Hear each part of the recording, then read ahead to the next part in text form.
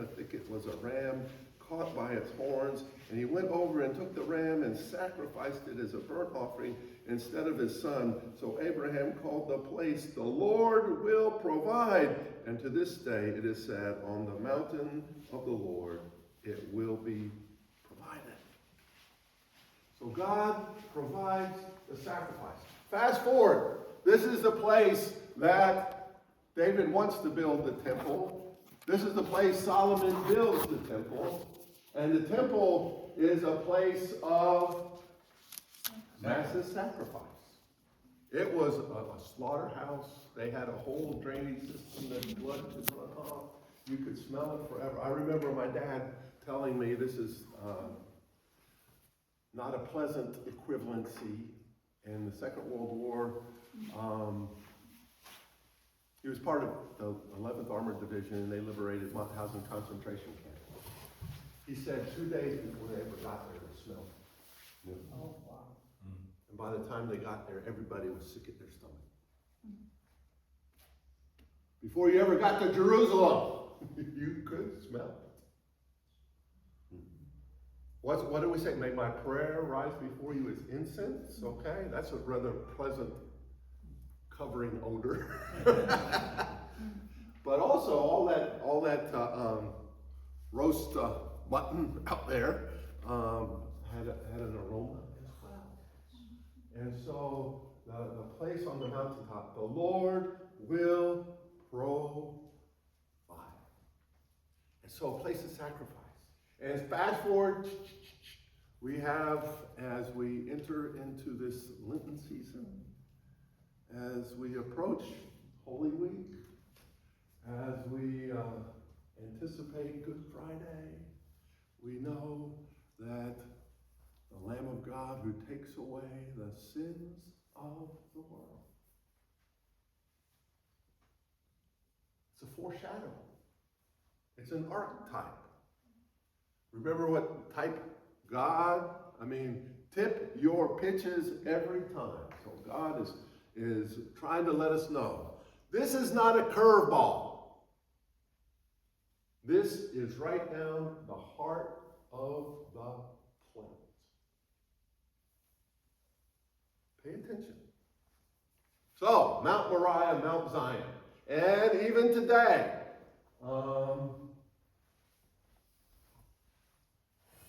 see if I can do this.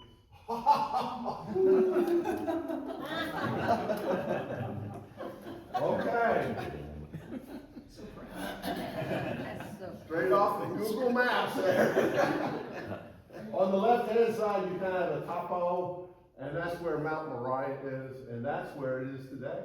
And the Dome of the Rock, a mosque is sitting there, and the Wailing Wall is there. It is in Jerusalem, okay?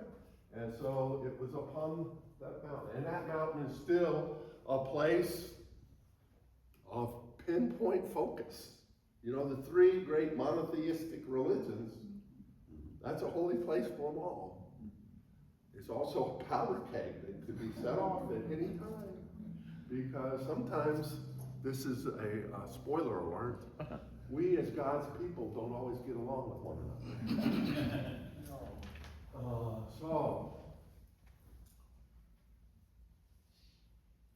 All right, so here is a map of some of the high places, and so there to the left of the Dead Sea, and you have a map on your table there. We have Mount Moriah, the Mount of Olives, Mount Zion, all that is the same place. You see over to the right of the Jordan River, Mount Nebo. I don't highlight that, but what happened on Mount Nebo, you remember? Yeah, Moses bit it up. All right, Moses, he looked over, but he didn't enter in.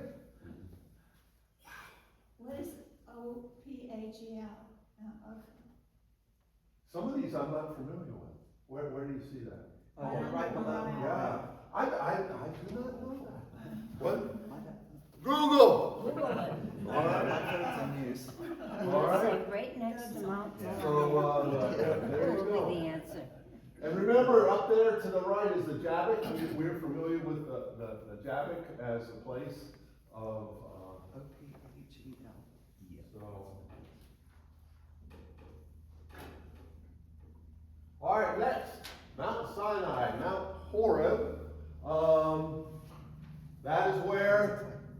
Exodus 3, Moses out of the burning bush. Somebody want to read a few verses there for me out of Exodus 3, please?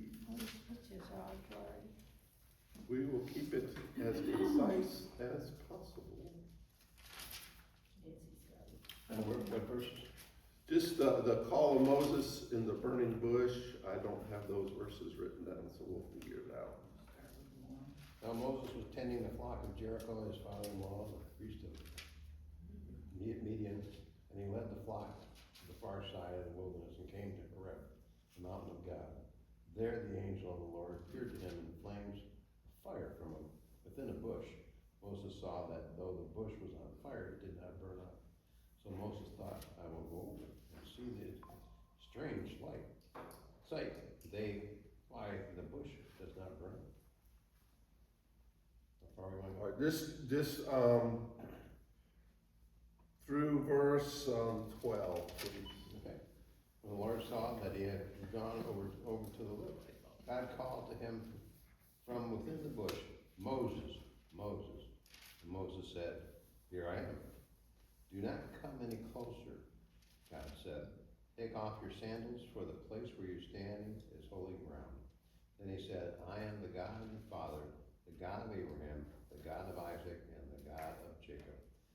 At this, Moses hid his face because he was afraid to look at God. The Lord said, I have indeed seen the mystery of my people in Egypt. I have heard them crying out because of their slave drivers, and I am concerned about their suffering, so I am come down to rescue them from the hand of the Egyptians and bring them up out of that hand land, into a good and spacious land, a land flowing with milk and honey, the home of the Canaanites, Hittites, Amorites, Perizzites, Hivites, and Jebusites. And now the city of the Israelites has reached me, and I have seen the way the Egyptians are oppressing them. So now I go up, I am standing you to Pharaoh to bring my people, Israelites, out of Egypt. Moses said to God, Who am I should go to Pharaoh and bring the Israelites out of Egypt? And God said, I will be with you, and this will be the sign that you have, that I who have sent you, and you have brought the people out of Egypt. You will worship God on this mountain. Okay. What was the response of Abraham when God called him? Here I am. What was the response of Moses? Here I am. Here I am. All right, so on those encounters, it's a heart-to-heart, making yourself available to the presence of God as God reveals the power of that is beyond ourselves. The power of God, and that happens on the mountain top. This is a picture of Mount Horeb, Mount Sinai. That mountain is about 7,500 feet high. The highest mountain on the Appalachian Trail, you know what it is? Clingman's Dome. It's 6,600 feet high. Okay? And that's on the border of North Carolina and Tennessee. All right? So, so that's higher than any peak on the Appalachian Trail. You can see it's rather rocky and barren. It's dark. And those appearances, sometimes when God appears in that power, we call it a theophany. It just means a revelation of God. And we see it in the burning bush. We see it also in the presence of God on the mountaintop as well. So we have a holy encounter. The other thing that happens on Mount Horeb, after Elijah does battle with the prophets of Baal on Mount Carmel, he hightails it out of there for 40 days. Let me see if I have my map here. Okay. So Mount Carmel is not shown on this map, but it's all the way up to the top to the left, close to the Great Sea or the Mediterranean Sea. Mount Horeb is down there on the Sinai. There's speculation, there's a couple places that scholars tell you that Mount Sinai might be. I feel like sometimes it's the great theological mind that somebody has to write a doctoral dissertation about something. So they come up with a proposal and they defend it very nicely. And what it causes us as parish pastors to do is give you options. Because I'm not smart enough to figure it out.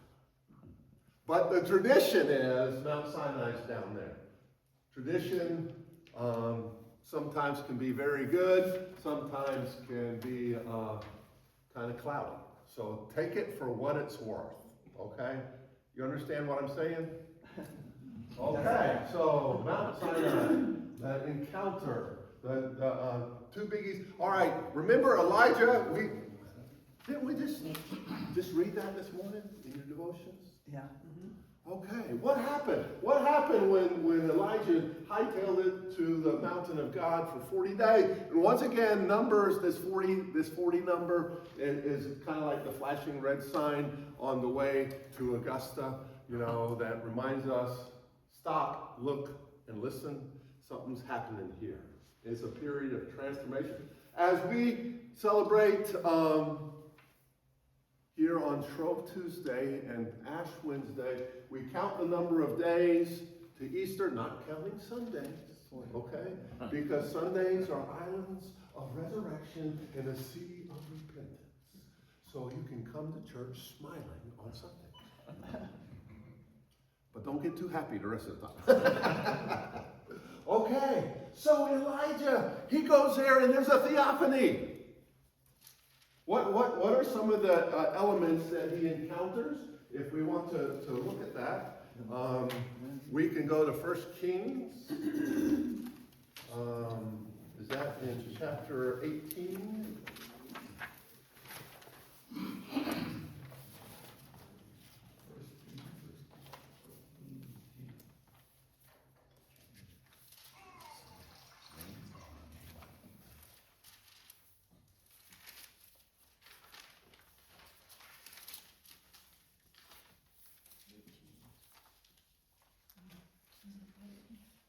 Oh, 1 Kings 19. I stand corrected. All right. The first part, he flees to Mount Horeb. That's where you get the 40 days. And then, how about if someone would be so gracious to pick up at verse 9 and continue until I say stop. At that place he came to a cave and spent the night there. Then the word of the Lord came to him, saying, "What are you doing here, Elijah?" He answered, "I've been very zealous for the Lord, the God of hosts, for the Israelites have forsaken your covenant, thrown down your altars, and killed your prophets with the sword. I alone am left, and they are seeking my life to take it away." He said, "Go out and stand on the mountain before the Lord, for the Lord is about to pass by." Now there was a great wind so strong that it was splitting mountains and breaking rocks in pieces before the Lord. But the Lord was not in the wind, and after the wind an earthquake. But the Lord was not in the earthquake, and after the earthquake a fire. But the Lord was not in the fire, and after the fire a sound of sheer silence. When Elijah heard it, he wrapped his face in his mantle and went out and stood at the entrance of the cave. Then there came a voice to him that said, "What are you doing here, Elijah?" He answered, "I have been very zealous for the Lord, the God of hosts, for the Israelites have forsaken your covenant, thrown down your altars, and killed your prophets with the sword. I alone am left, and they are seeking my life to take it away." Then the Lord said to him, "Go, return on your way to the wilderness of Damascus. When you arrive, you shall anoint Hazael as king over You can Aram." stop there. All right, so we have the theophany, the wind, the earthquake, the fire, but it is in the still small voice. And That's the encounter on Sinai or Mount Horeb. We'll backtrack to the chapter before, Mount Carmel, okay? Mount Carmel, and it's not here in McCormick County, what we're talking about.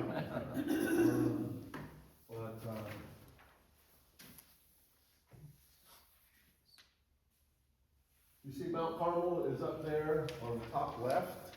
And it is there on Mount Carmel that Elijah does battle with the prophets of Baal. Remember, they make the altars, and the prophets of Baal dance around and cut themselves. And then Elijah ups the ante.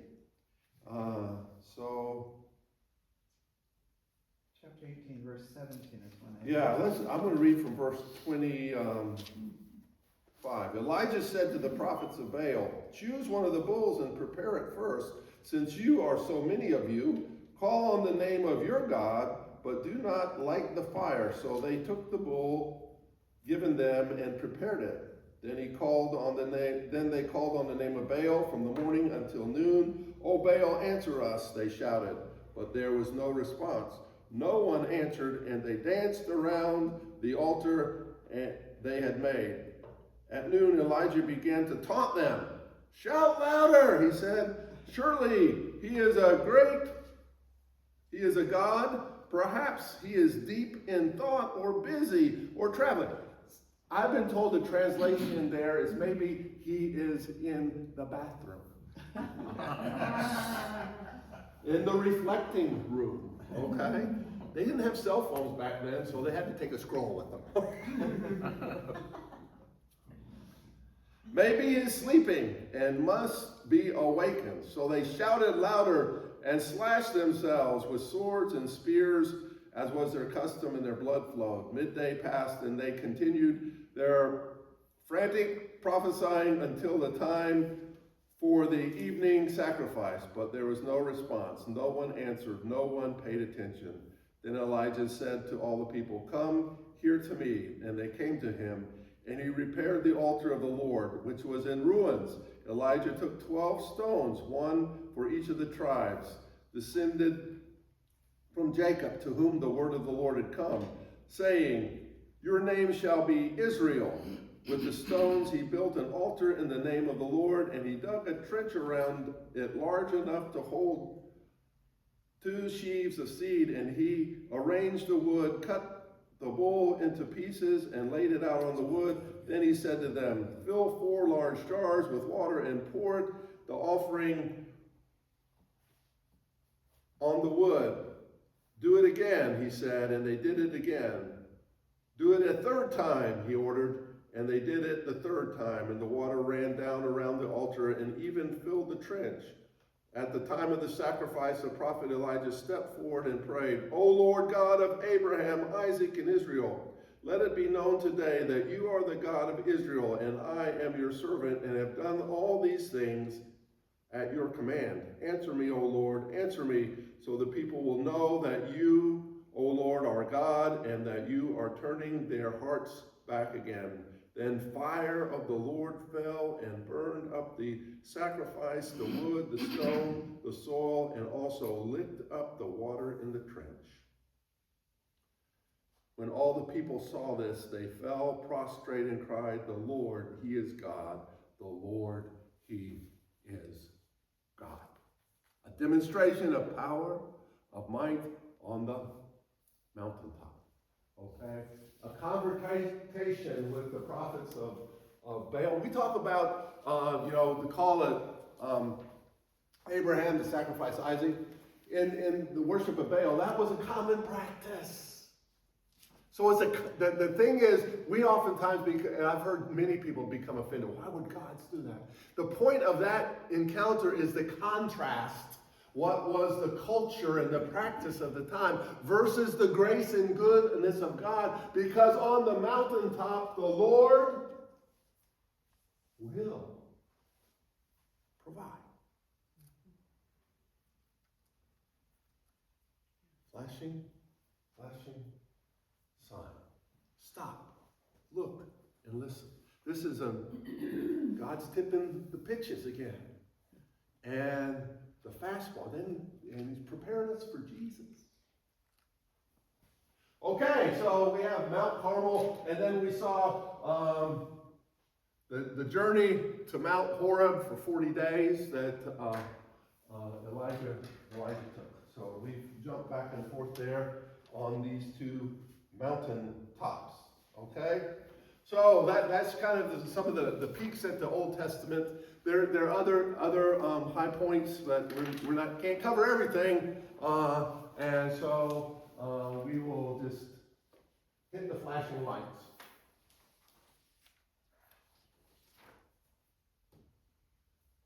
All right, the next is Mount Tabor. There's Mount Carmel. This is Mount Carmel here. The Mount Tabor. Now these pictures aren't too clear because I just plucked them off the internet. I'm sorry about that, but No first-hand pictures. you know, it's kind of when you're looking at a mountain, sometimes it's kind of in the haze and fog.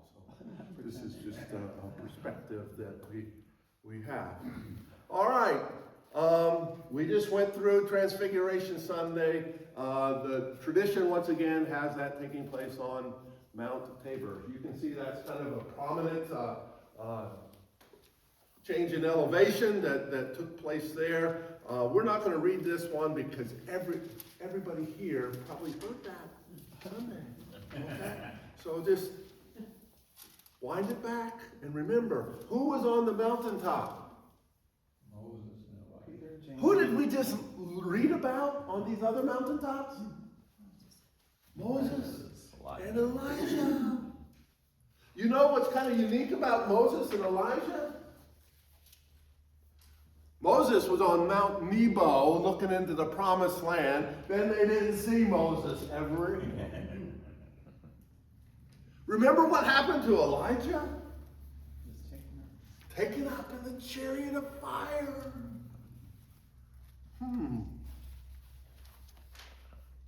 Wow.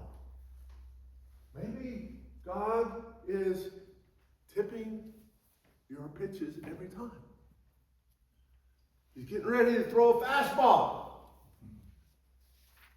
So be receptive to it. Okay? So that's mountain. And who went up on the mountaintop with Jesus? Peter, James, and John. All right, Peter, James, and John, the big three. Okay. And so, pretty neat. Kind of neat. He picked the people with the good, neat nicknames. The Sons of Thunder and Peter the Rock. Rock Johnson. Okay. So, there you go. Okay, the next mountain we're going to look at, which is not really a mountain. They call it Mount of Beatitudes. This is along the sea, but we call it not only the Beatitudes, but in a bigger context, the Sermon on the Mount. Okay? And so it is along the Sea of Galilee. And there, if you take a tour of the Holy Land, tour guides will show you several different places that are possible locations of this. So we know it's along the Sea of Galilee. We know it's a raised place. We know it is a hill, not really a mountain. It's like in South Carolina, in Newberry County, if you go up there, there will be a town named Little Mountain. Not very big.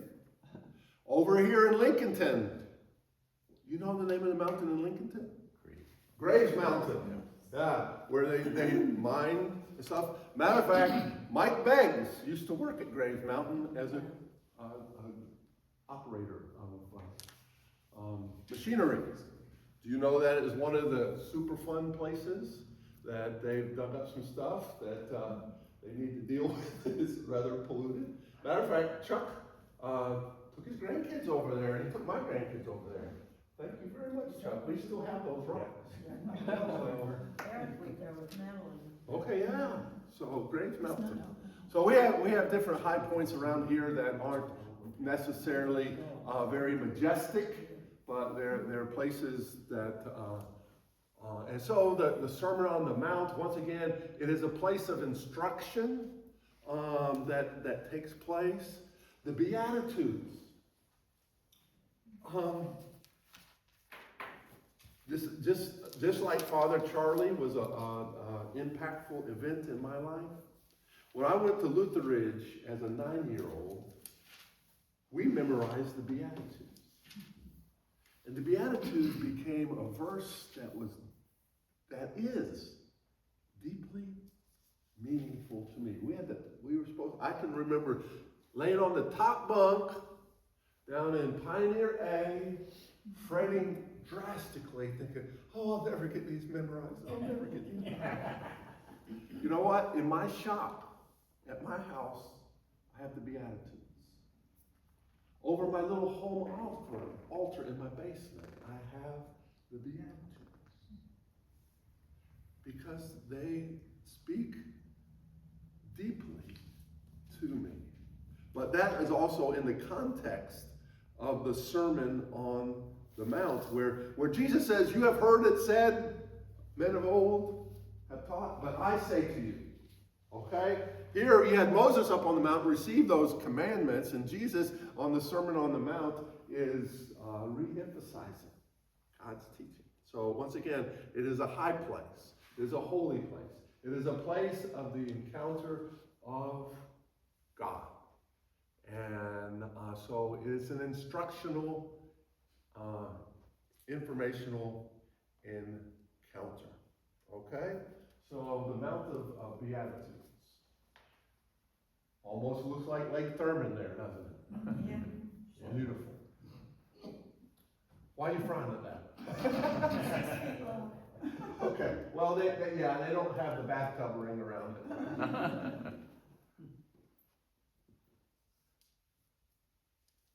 All right, the Mount of Olives, and once again, it's kind of hazy, but it's a metropolitan. We have an olive tree out here. Let me tell you the story behind this olive tree. When I was in Parkersburg, there was a guy who had gone over to the Holy Land, and he had bought a bunch of olive sprigs. And he had to quarantine those things for 3 years. But he had a vision to sell them to people as a reminder from the Mount of Olives. And he was quite a salesman. He said, you know, these could be from the Mount of Olives. But he passed away before he ever got to sell it. And his wife had all these olive trees. And she gave them to me. I got a dozen of them.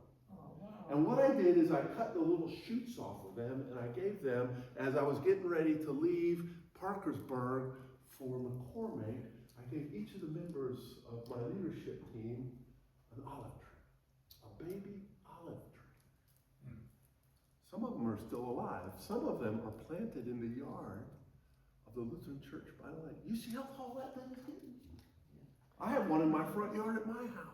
Tell them about the one who came down to visit and they're carrying it around. Yeah, Willis Ridenauer.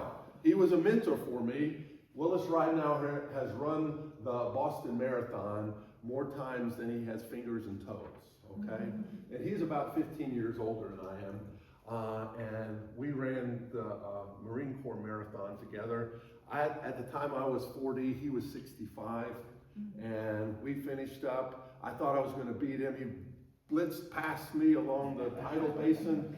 And when I got to the end, I was laying there waiting to die. And Willis comes up and says, "Let's do it again, Pastor." But he came down to visit me here in McCormick. And he brought his olive tree with him because he did not want to leave it at home. He was scared it would die without him. Yeah. Willis. We call him Wheels. Wheels right now, okay? So, the Mount of Olives, and we read through the New Testament, particularly, we see where Jesus went off lonely places to pray. This was his quiet spot. It overlooked the Kidron Valley, and you could see that the Dome of the Dome of the Rock wasn't there, but it was the temple. And Jesus could sit there. And Jerusalem, Jerusalem, he lamented Israel, the killing of the prophets. He prayed deeply there. Remember, Gethsemane. You know what Gethsemane means? It is the press. And it is there that Jesus prayed so sincerely that his sweat was like drops of blood. And what were the disciples doing? Sleeping. They were sleeping. They didn't see till later. Then they knew. Pay attention. Pay attention. And Jesus, the classic, not my will, but thy will be done.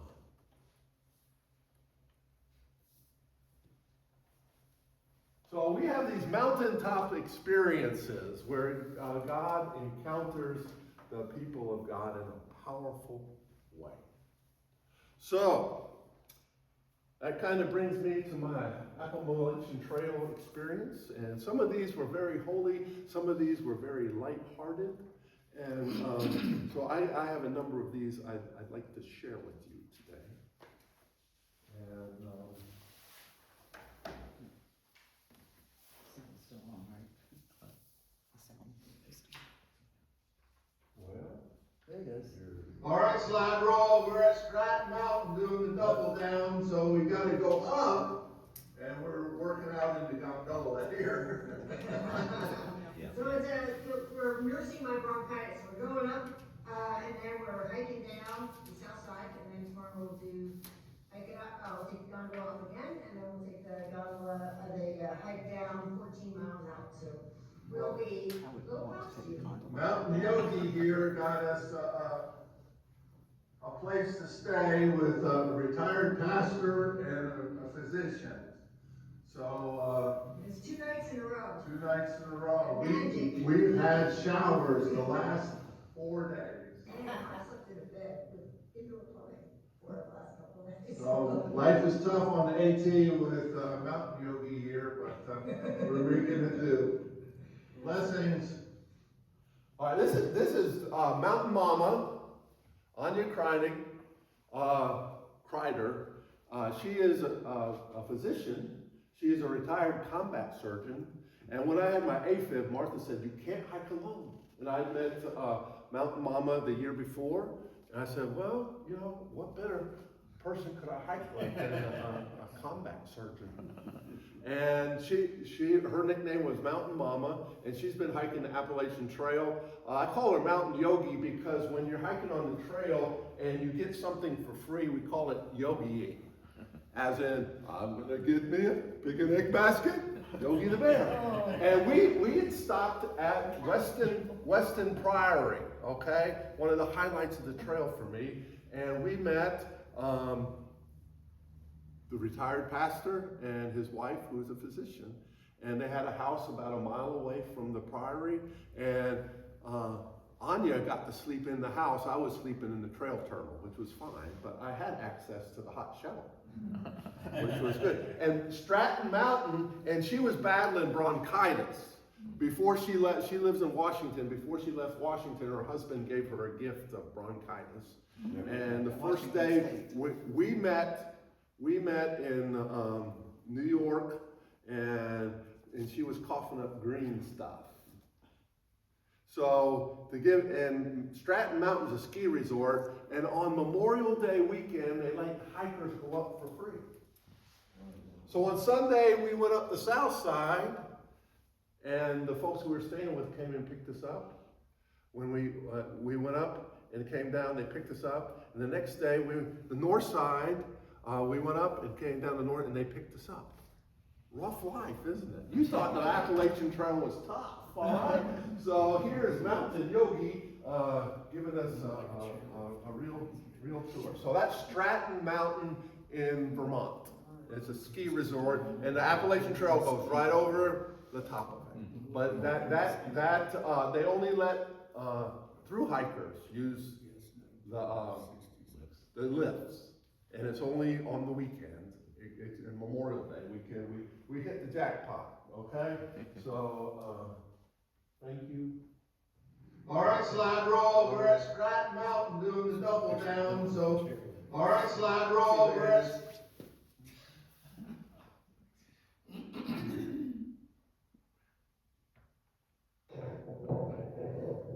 This is Franconia Ridge. And the guy in the orange hat is slide rule.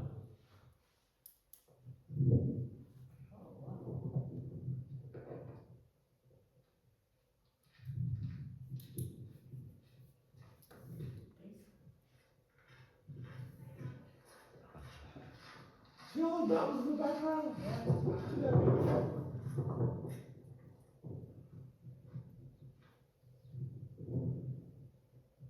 Is Franconia Notch where that vase was in the mountain? I don't know. There might have been.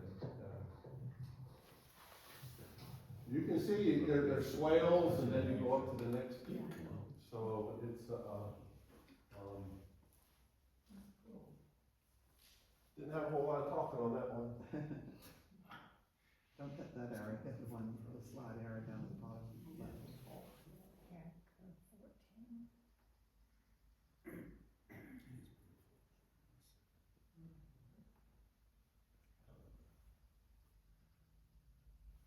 Thank you for your patience. Go hit the red button. This is July the 2nd. Started there at that pointy peak to the left. That's Mount Liberty. We camped about a quarter of a mile down that mountain. And we walked over the next mountain, which is Haystack. And these series of peaks here, Mount Lafayette and Franconia Ridge. We walked all over the top of those down here, and I'm now standing on Mount Garfield, first in the presidentials. So it's been a day. That's about a 8-mile hike. Have about 4/10 of a mile to go to reach the campsite today, Garfield campsite. July 2nd. So there, you can see there's a lot of hiking and that goes on there. This is July the 2nd.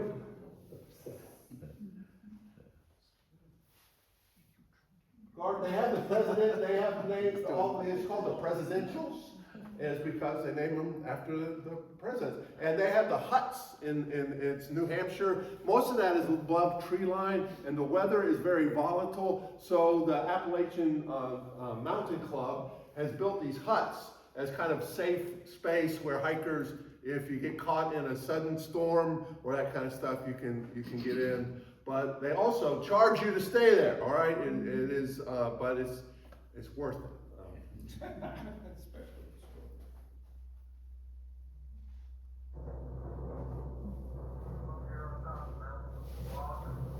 This is Mount Moosilauke.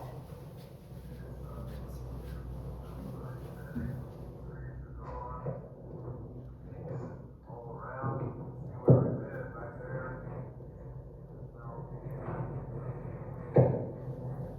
On the other side, over the White Mountains.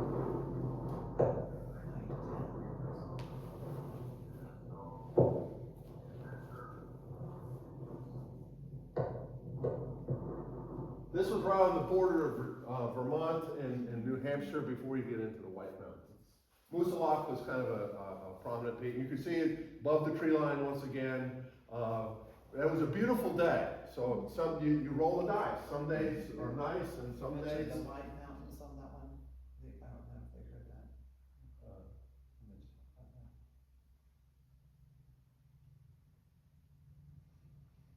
Jim, how do you keep your phone charged? Well, I have a battery pack. It could have 7 charges on it, 1 charge a day.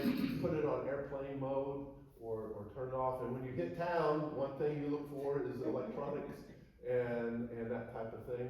The thing about the huts in the White Mountains, they were all very, they did not have any flush toilets. They were all, not pit toilets, but where they dried, they had a process where the refuse was treated and that kind of stuff. And they would not let you charge your phones because everything was solar. They got their electricity off of solar banks, and it was limited. So, and the way they cook the food is they drop in these great big propane tanks at the first of the season and live off of those propane tanks as they fix food for you. You'll see a little bit about that. But that's a good question. So electronics, one of the things Trail Angels did when you were crossing the road, a lot of them would have a charging station there. One of my lowest points on the trail was back in 23. I was at a Trail Angel place. They had a charging station. I had charged my phone. This guy came up. His cord wouldn't work, so I loaned him mine. His cord looked exactly like mine. When I went to charge my phone next time, guess what? I had the bad cord. After that, I got a new cord and I put blue tape on it.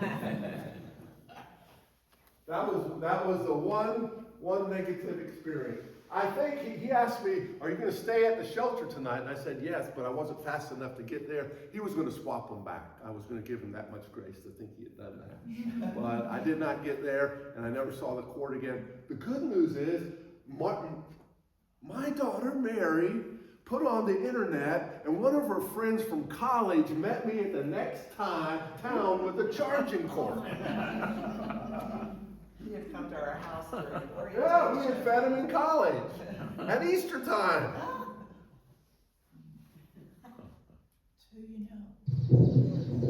Starting the second week of the Appalachian Trail, this is a nameless overlook. There's so many they can't name them all, but it's a place of beauty. And this is Monday, the 10th,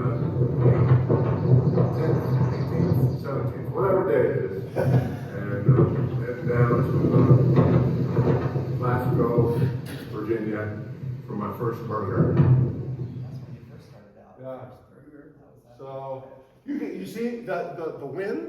You think of the encounter on Mount Horeb with the wind and the stuff, and you can hear it in the background as well.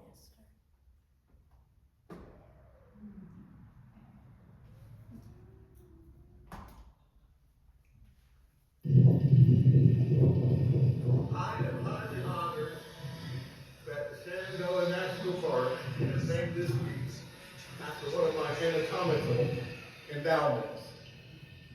Summit of Little Calf Mountain. Jimmy Legs. Thank you. I am honored. In seminary, I got the name Jimmy Legs because playing basketball or tennis, I got some of the skinniest legs in the world. A member of my congregation of West Virginia used to come up to me. Dan Cooper was his name. He said, "Pastor, are those your legs or are you riding a chicken?" And I would say, "Buck, buck, buck, buck, buck." So Little Calf Mountain, I thought that was pretty neat. And I was at the summit of Little Calf Mountain. All summits are not equal.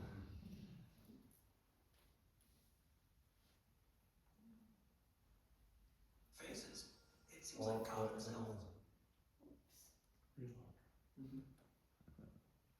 All right, this isn't a video, but this is June, and it was snowing on Mount Greylock, the highest point in Massachusetts. Okay? You can see I was enthralled by the expression on my face there. I had every piece of clothes I had on. and so, 3,491 feet, so that's the highest point in Massachusetts, and they had a war memorial on top, and you could barely see it. So it was just socked in with clouds, but there was a snow flurry going on around there as well.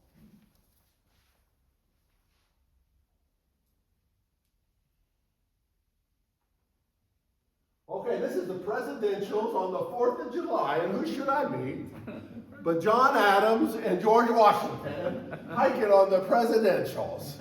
Isn't that neat? How many presidents are named? There are a bunch. You have Jackson, Garth, you name them, they're up there just about.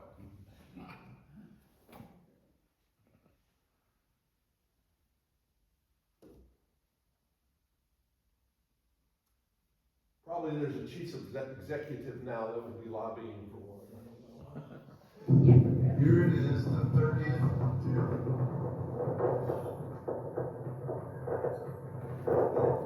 This is going up Mount Washington. In slide rule pickup truck. Privately owned. Washington Road. He has an F-250 there. We promised our wives that we won't do anything foolish. Honey, I'm sorry. Notice the mirrors are folded in, and then you fold in your mirrors with the rubbish on there. I got on the whole trail.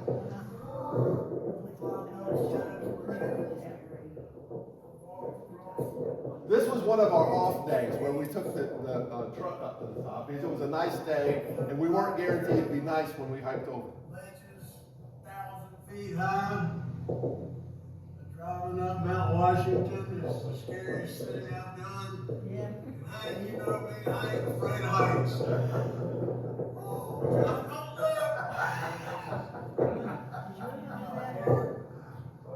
If I could use the whole road, it'd be okay.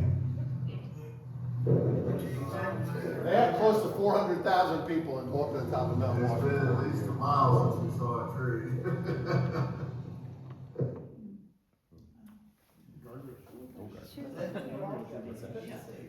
We took a ski lift up on one of those.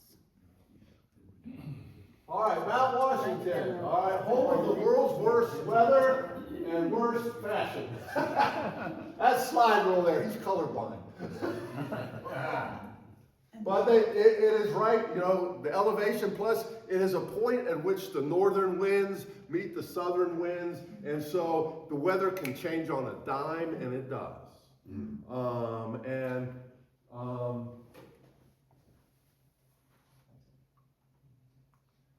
Notice that number, 231 miles per hour, highest wind speed recorded at the summit, April 2nd, 1934, by the Mount Washington Observatory. And on the right-hand side, you see all those antennas and stuff. Those are the weather observatories. The buildings on the top of Mount Washington are chained down with chains that are that thick. And because the weather is a factor. Every year, just about, somebody dies on Mount Washington. There's this, last year, a 70-year-old man, I think I have a picture of the Cog Railroad, other than that's a private road that was cut out in the 20s, and they haven't widened it any, but they charge it costs $40 to drive up that road. And so they have a cog railroad where the wheels on the train have cogs on them like a clock as it up the mountain. So it's pretty steep. Mount Washington is 6,400 feet high, I think, something like that. It's, you know, so Clingman's Dome's a little bit higher as well. It's kind of like the Olympics. That millisecond between gold and a silver. So in the mountains, they count every inch. So they can, my mountain's higher than your mountain. How windy was it when you were there? That day it was not bad. It's always windy, but that, you know, clear skies. You can see, let me see if I can slide this over here. I think it says you can see 6 states from the top of it. Okay, so it's all right. Now this is when I hiked over the top of Mount Washington a couple of days later. Notice the difference. The view that I now have is like this. They have what are called cairns. They're rock piles. Instead of having white blazes on the rocks, in the fog, a white blaze on a rock is not a good way to navigate. So they have rock piles and they put a piece of quartz on the top. It's kind of like a lighthouse. And they're about 100 to 200 yards apart, and sometimes you cannot see where the next one is. A guy on Mount Washington got off the Cog Railroad. He was our age. He was in his mid-70s. He got off the beaten path. A couple days later, they found him. And he had expired. It can happen. It's very important, and most of the time, through hikers don't get in trouble. It is the day hikers, where when you start out, it's nice. And then the weather switches from a bright sunny day to a windy, cold, wet day, and you get caught. And bad things can happen very quickly. All right, so, small is it, you just need to be prepared. Boy Scouts, right, Chuck? Be prepared. I did that drive when we lived in Massachusetts. Okay, yeah. And, for me, it was the scariest thing I think I've ever done, but it was worse going down than going up. It was so. And we drove up on a clear day. Yeah, it was a pretty good. I wouldn't want to drive up there on a foggy day. I mean, they close it down. I mean, they don't want people not coming back. And they have to clean up the wreckage. Yeah, for tourism. This is Here we're at Lonesome Lake Hut. You got the fallen leaves. Sticking back. And the star of the show is the dinner. Look here. 5-course meal. Yeah. So, my very first hut experience of growing the show.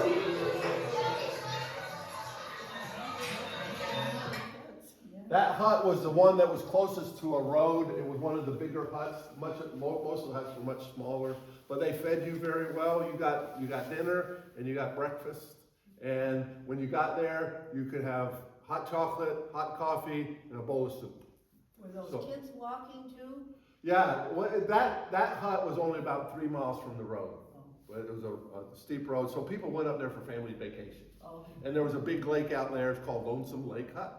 And there are other huts. I think there's about 12 huts in the White Mountains. I stayed in 7 of the 12. Okay, so How much was it a night? I was very, very fortunate. Slide Rule is very generous, and I was wanting to stay in the campgrounds. He said, "I'll pay for 3 of the huts." I said, "You're on." So I paid for the rest of them. So Slide Rule is very, very, very generous. And the guy I met, Falling Leaf, he is from Fairmont, West Virginia. He is a poet. He has 3 published volumes of poetry. I was blessed to watch Falling Leaf's feet. It was beautiful. And his high school basketball coach was Coach Retton. Fairmont, West Virginia, Mary Lou Retton. Hey, West Virginia, everybody knows the famous people from West Virginia. We don't have a whole lot, so keep score. Kind of like the heights of the mountains. Here we're at Lonesome Lake Hut. That's the poet, the guy? Yeah, the guy with the long beard. He sent us a picture after he got home and he cut his beard, and both Slide Rule and I said the same. Where is Falling Leaf? This is at the top of Katahdin, my classic picture here, so kind of a neat experience. It was I think I shared a day of mixed emotions. I was hiking with Slide Rule, and my other hiking buddy was Bojangles. Bojangles, 73 years old. I had met him the year before, and the moment I saw him this last year, I knew that he was dealing with some dementia issues. But he had started hiking the Appalachian Trail the year after I did. I started in 73, he started in 74. So he and his wife would take their RV up and he'd hike and she'd support him. But then we were going through they were heading into the 100-mile wilderness. And John and I said, we skipped over some space and we told Robin or Mrs. Bojangles, she said, we'll hike. And you ought to see the relief on her face. When we went up Katahdin, John figures everything. He is an engineer. He calculated how much time we could have and get down before dark, the pace we'd have to keep. We got to Thoreau Springs, which is a mile away from the summit. That's the summit. And he said, he said, Bojangles, we need to make a decision here. Can we make it back? And Bojangles looked up. And he saw the peak. It was at 2 o'clock in the afternoon. We had left at 5 o'clock in the morning before light. And it takes as long to get down as it does to get up. And he said, I've seen it, but I can't do it. I had told Slide Rule I'd go down with him, but Slide Rule says, I'm coming back up here, Jim. You hike to the top. But when I got to the top, I was excited, but my heart was broken. Good news, Bojangles. He is a determined man. He was a professional kickboxer. That man used to fall 2 or 3 times a day because he was shuffling his feet, but he knew how to fall. He's going back this year on the longest day of the year. His wife has been training to go up with him. Slide Rule's going up with him. They're going to go up Katahdin and come down in the same day.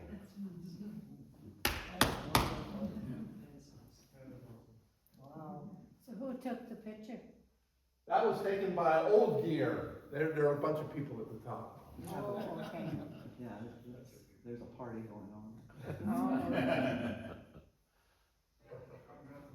Very oh, there we cool. go. That's what I'm Look talking at about, that. Katahdin.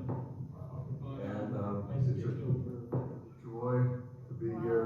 And may God bless all. See, there are a lot of day hikers and stuff. Joy in the journey, peace on the path, truth on the trail, hope, healing, and wholeness as you hike in life. Blessings. At the end of the trail. That's the end. The Katahdin is the end. We had jumped over about a 60-mile section in Maine to catch up with the Bojangles.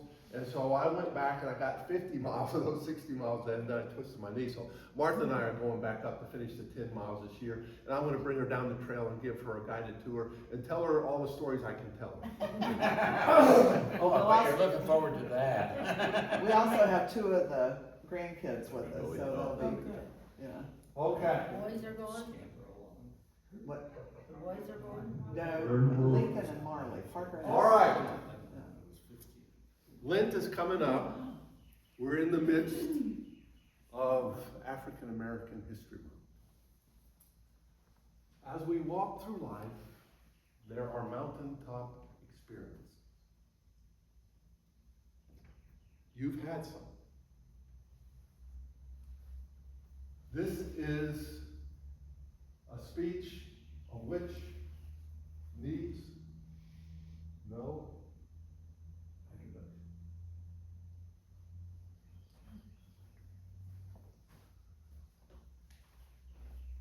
All we say to America is be true to what you said on paper.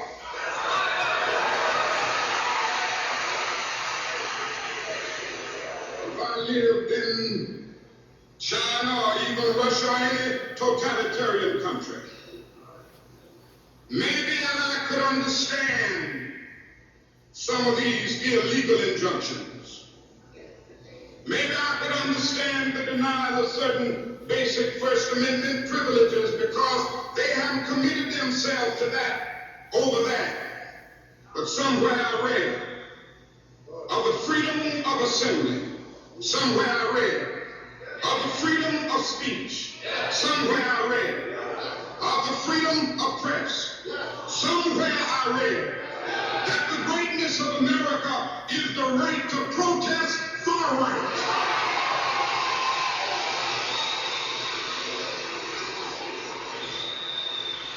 And so just as I say we aren't going to let any dogs or water hoses turn us around, we aren't going to let any injunction turn us around.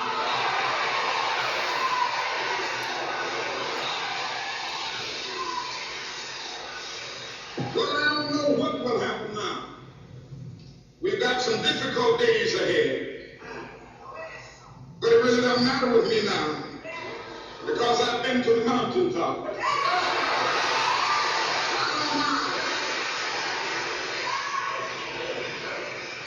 Like anybody, I would like to live a long life. Longevity has its place. But I'm not concerned about that now. I just want to do God's will. And He's allowed me to go up to the mountain. And I've looked over and I've seen the promised land. I may not get there with you, but I want you to know tonight that we as a people will get to the promised land.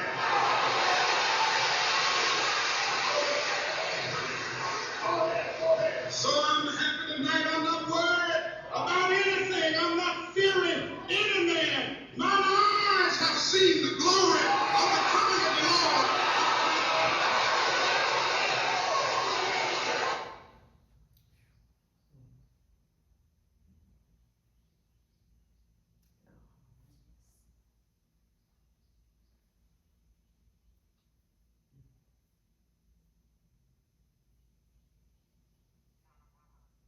This is a CBS News special report. Dan Rather reporting for CBS News from New York. The Reverend Martin Luther King Jr. was shot to death by an assassin late today as he stood on a balcony in Memphis, Tennessee.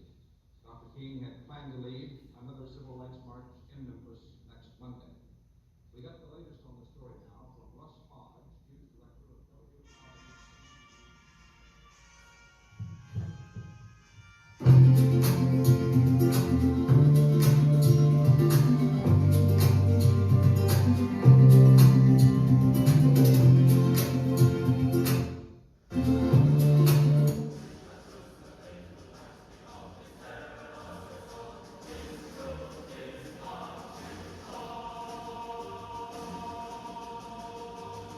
We don't stay on the mountaintop. We continue to walk. We walk in faith. The road's not always easy.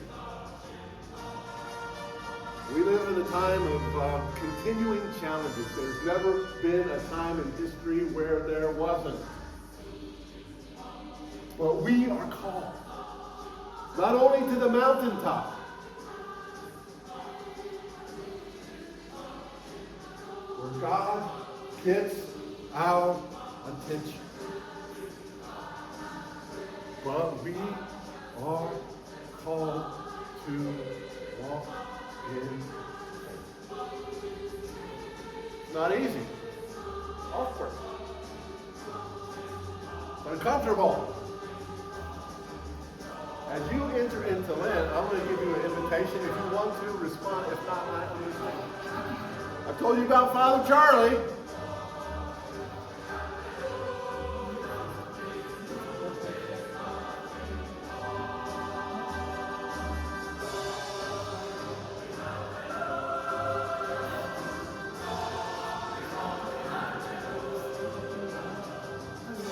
Linda Wakefield made this apron for me. I use it in my truck. Catch coffee when it's good. I use it when I wash feet.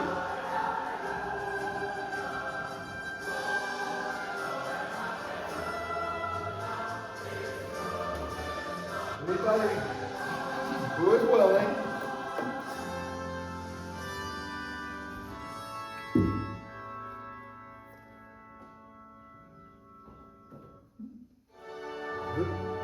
This bowl was given to me by Bojangles. I said, that's a great foot washing bowl. So if you'd like to, I have some warm water. I have some paper towels where you continue your walk of faith.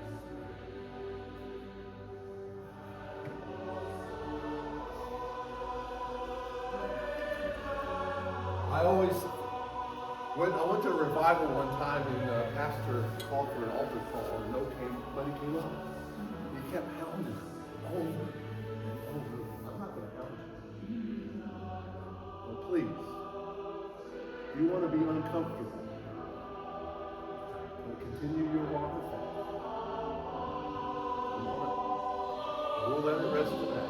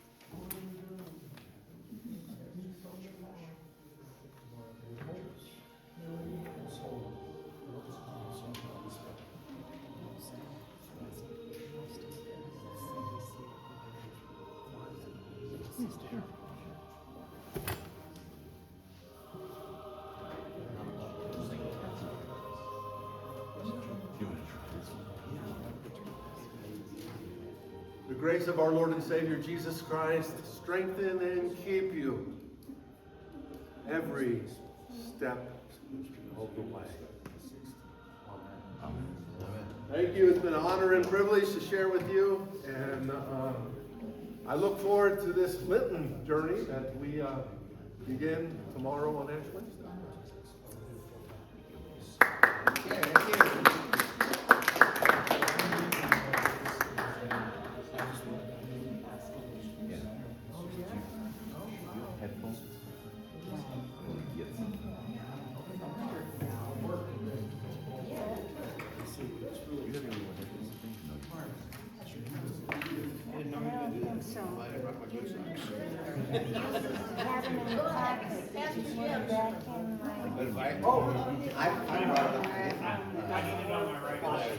Okay, come on down, Pastor Jay. I mean, about certain and suggested.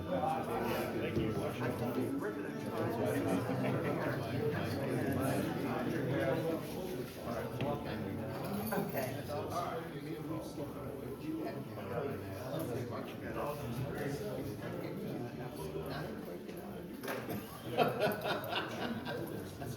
All right, 30 here. You got it. I'll be here. Oh, I tried to say hi, but you were present. And it was too late. It was time to start. Did you find out what Oakfield was about Oakfield? He was showing me after what he was sharing with me. I was saying, what I was gonna say, it's next to Mount Moriah. That was gonna be that. Yeah, probably. It's like you look up a word and Yeah. it's the same word back. Different. Yeah.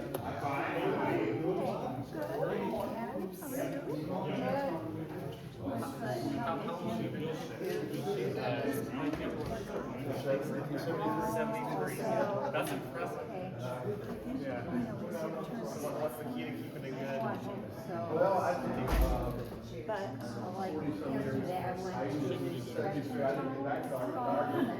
they use a band, so you're putting on this and weights and doing this and that's so good. Then we went to move some for baptism. Oh, yeah. In the afternoon, and,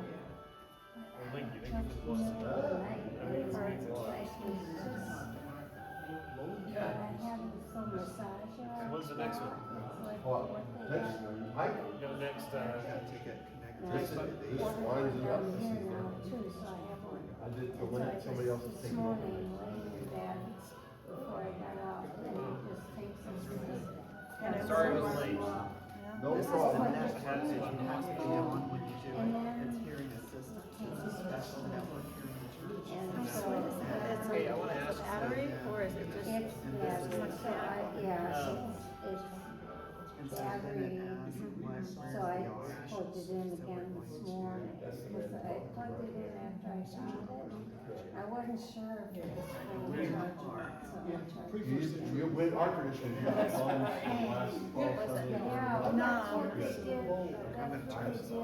See, I had It doesn't take a whole lot, have you done it before? I You just make a little olive oil. So they just concentrate on the text.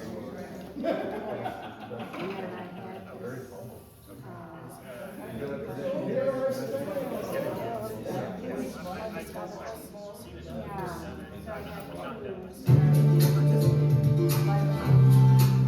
I really appreciate you. Oh, please. You are certainly a larger-than-life figure. Among your accomplishments, in 1968, you ran for president. You received 47,000 votes. Among those who supported you, Hunter Today we Thompson. also heard Also that, that same year, Jesse a Jackson- dollar bill was circulated with your picture on it. It actually made it into circulation. He's a late South Carolinian. It was really money. Right, money. Never been to the Lorraine Motel. Oh, that's great. That's good. Secret Service. That came to the rescue. That's why we know that we were a memorable part of the civil That rights pull those out, and I movement. guess you 5 years ago, know. we actually flew some supplies down to the folks in Mississippi. Second, there were some real old. You were at the marches, you were at the sittings, you were at the meetings with Robert Kennedy, John F. Kennedy, but you always found time for humor. John Lewis and his autobiography talked about the night before the march between Selma and Montgomery. And he said that you all were at the chapel at the Pentecostal Christian University, and you were talking about George Wallace, who was the segregationist governor of Alabama at that time. And you said it would be just your luck, referencing the marchers, that by the time you got to Montgomery, you figured out that Wallace was colored. You see, what most folks didn't know, John Ford was a long time man of Tuskegee. The white woman he was married to was Wallace's sister's daughter, so there's a whole lot of treatment that was going on that didn't nobody know. On another occasion, when you were introducing Dr. King, you said that he was the only celebrity in America that gave out more fingerprints than autographs. What role did you see comedy, humor playing in the movie? Yeah, absolutely. You know, we were trying to create a cancer. See what I did? All the time. It won't be time. America has won every war before. I said no Canadian war. When it comes to our time, I have never heard nobody, one of the brilliant minds on the planet, was Mark Twain. Asking what role the comedy played. And although what he did had more to do with women and civil war than his book. You know, because nights look like they on slaves.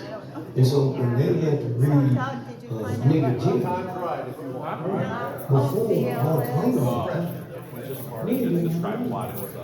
Congress, and everybody looked.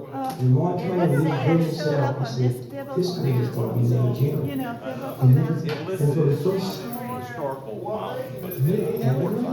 and when you read that, when they sit on the bank fishing, they're not fishing massa to slave. It was the first. Oh, yeah. But it was Mount Moriah. Is that how they spelled it? Well, no. Moriah is the same as, did they? Hang on. Oh, okay. What time are you gonna come eat? Are you coming to eat? I like book clubs. Which is this one? This? Yeah. What's the book? I really thought it was called. Sorry, Barbara. Not the Double Line. Oh, the Double Line. It takes place in northern Michigan. Oh, well. Lake Michigan, so, you know, You but can see, have the scene, you can visualize the this. woman, is. That was just in my, She, growing up, she was raised by her grandfather, and she was, appreciate your redhead, vulnerability. chubby, very special in high school, so she's just started being a recluse for what she worked in. She got an LPN, she can LPN, really, but had no social skills at all. So it's interesting, she's saving up for a home. She's gonna I know. buy a trailer, a single. Or they have a double wide, and they give it to her for the price of a single. And so it's just the whole journey is really, there you go. really good. And her, Oh, yeah. of actually interaction with people, you know, and she has this. Hello.